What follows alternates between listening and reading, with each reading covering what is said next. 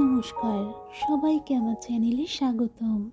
আজ আমি বানাচ্ছি খুব সহজেই তৈরি হয়ে যায় এরকম একটি রেসিপি, চিকেন কষা।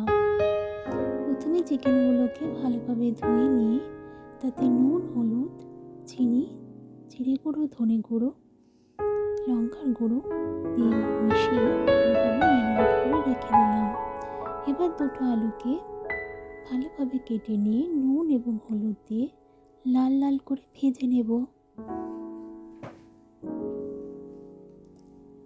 আর একটা পেস্ট আমি তৈরি করে নেব টমেটো, পেঁয়াজ এবং কাঁচা লঙ্কা দিয়ে। আর আদা রসুনের একটি পেস্টও আমি রেডি করে নিয়েছি। আলুগুলো ভাজা ভাজা হয়ে গেছে। এবার আমি তেলে তেজপাতা, কুচনো পেঁয়াজ দিয়ে এই পেস্টটা ঢেলে দিলাম।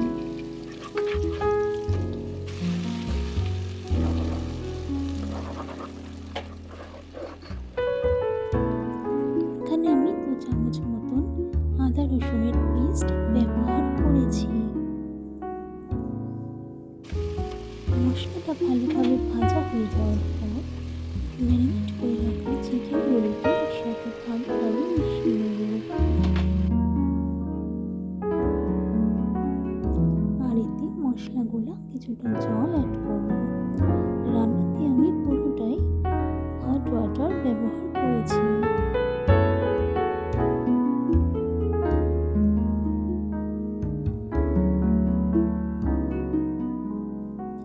ঢেকে কিছুক্ষণ রান্না হওয়ার পর আগে থেকে ভেজে রাখা আলুগুলোকে আমি এখানে দিয়ে দিলাম।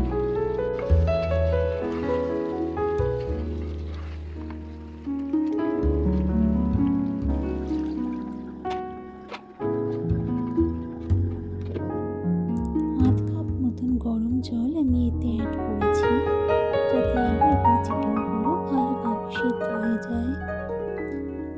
নামানোর ঠিক আগে আমি 1 চামচ মতন গরম মশলা অ্যাড করেছি।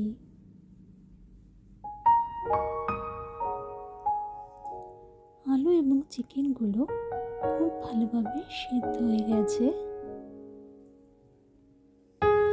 আর তৈরিও হয়ে গেছে চিকেন কষা।